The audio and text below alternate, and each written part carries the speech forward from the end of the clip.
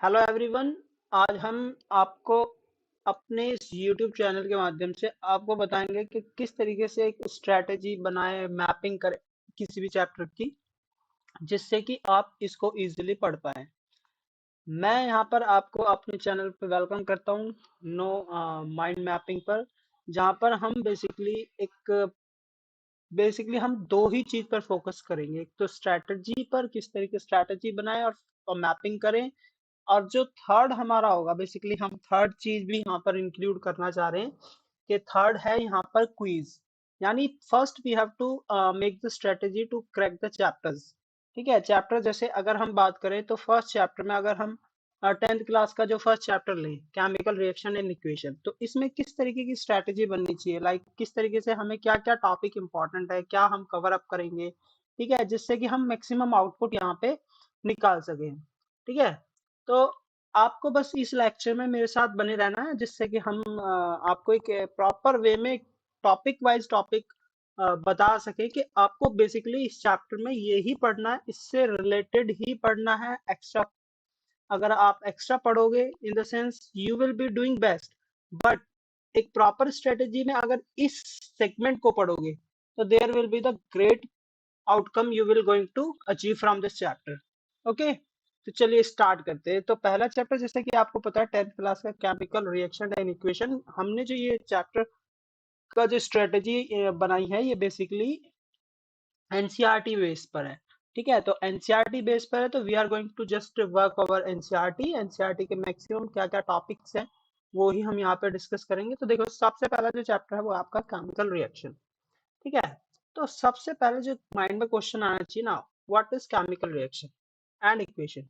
तो आपको फर्स्ट यही पता होना चाहिए कि केमिकल रिएक्शन और इक्वेशन है क्या बेसिकली। नेक्स्ट इंपॉर्टेंट जो चीज आती है वो आती है कि ऐसे क्या क्या इफेक्ट्स हैं जो केमिकल रिएक्शन से देखने के लिए मिल सकते हैं।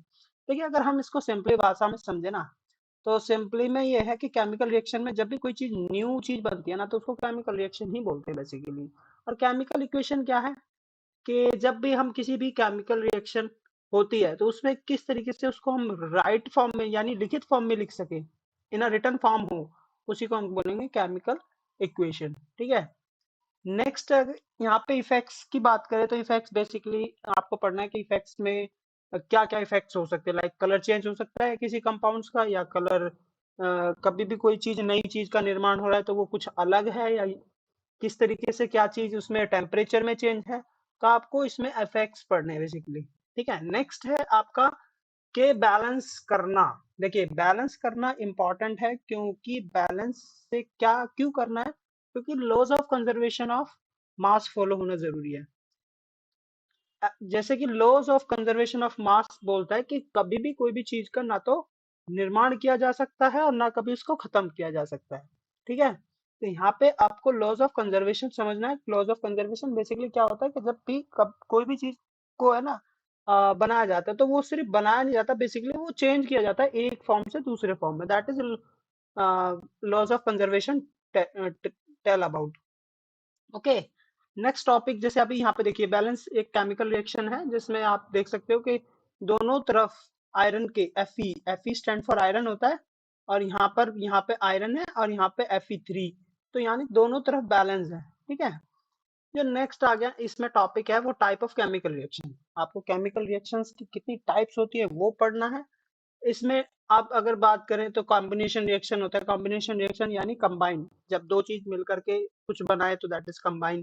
ठीक है, नेक्स्ट आता है डिकम्पोजिशन रिएक्शन। मान लीजिए अभी तो कॉम्बिनेशन रिएक्शन की बात कर रही है, तो उससे पहले मतलब अब हम डिकम्पोजिशन रिएक्शन की बात करें तो डिकम्पोजिशन रिएक्शन में क्या होगा कि मान लीजिए एक मॉलिक्यूल है वो दो में टूट रहा है, तो दैट इज डिकम्पोजिशन, यानी किसी चीज का टूटना। नेक्स्ट है यहाँ पर डिस्प्लेसमेंट रिएक्शन। डिस्प्लेसमेंट रिएक्शन में क्या होगा, डिस्प्लेस करेगा, यानी एक एलिमेंट दूसरे एलिमेंट को डिस्प्लेस करेगा, that is displacement reaction. Next आ गया double displacement reaction. Double displacement क्या है ये पढ़ना है। डबल डिस्प्लेसमेंट के बाद आपको पढ़ना ऑक्सीडेशन एंड रिडक्शन। देखिए, oxidation reduction basically very important है, आपको यही इसमें पढ़ना है कि ऑक्सीडेशन क्या होता है, ऑक्सीडेशन रिडक्शन किस तरीके से इक्वेशन होती है। ठीक है, ये एक आपको माइंड में ध्यान रखना है कि what is oxidation and reduction. ठीक है, नेक्स्ट जो आता है वो effects of oxidation reaction in everyday life, यानी ऐसे क्या क्या ऑक्सीडेशन रिएक्शन के एवरीडे लाइफ में इफेक्ट्स है, यूजफुल्स है, वो आपको पढ़ना है। ठीक है, इसमें दो ही चीज पढ़नी है आपको, कोरोजन और रेंसिडिटी। कोरोजन क्या होता है, जब भी कोई देखा होगा आयरन जो होता है वो रस्ट हो जाता है, दैट इज कोरोजन। ठीक है, रेंसिडिटी किसी चीज का खराब होना, लाइक आपका फूड रखा है घर के अंदर और वो खराब हो गया रखे रखे, दैट इज रेंसिडिटी। तो आपको समझ में आ गया होगा कि बेसिकली इस चैप्टर केमिकल रिएक्शन इक्वेशन में पढ़ना क्या है। तो आपको सिर्फ यही एक फ्रेमिंग करनी है, इसी फ्रेमिंग के आधार पर आपको टिक मार्क करते हुए चलना है कि हाँ मेरा ये कंप्लीट हुआ, ये कंप्लीट हुआ, ये कंप्लीट हुआ, ये कंप्लीट हुआ, then this and if you follow this structure, I am going to say that you will be achieving huge amount of knowledge from this chapter.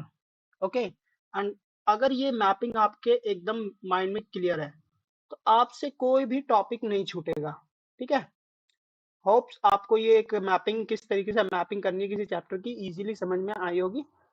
अब हम मिलते हैं नेक्स्ट अपने लेक्चर में, जिसमें हम आपको एक क्विज लेकर के आएंगे इसी सीक्वेंस में, यानी इसी सीक्वेंस इन द सेंस, सबसे पहले केमिकल रिएक्शन इक्वेशन की क्विज होगी, उसमें कुछ क्वेश्चंस होंगे, फिर केमिकल रिएक्शन के इफेक्ट्स के बेस क्वेश्चंस होंगे, क्विज टाइप, फिर बैलेंस से रिलेटेड कुछ क्वेश्चंस रख देंगे, फिर टाइप्स ऑफ रिएक्शंस के बारे में कुछ क्वेश्चंस होंगे, then corrosion and rancidity. Quiz type होगा जिससे कि आप अपने माइंड की कैपेबिलिटी चेक कर सकें कि हाँ हमने ये चैप्टर पढ़ा है, तो पढ़ने के बाद हम कितना आउटपुट इससे ले पा रहे हैं। ठीक है, होप्स यू अंडरस्टैंड दिस। अगर आपको ये थोड़ा सा लेक्चर थोड़ा सा फ्रूटफुल लगा हो, then please like and subscribe my channel. Thank you, have a nice day.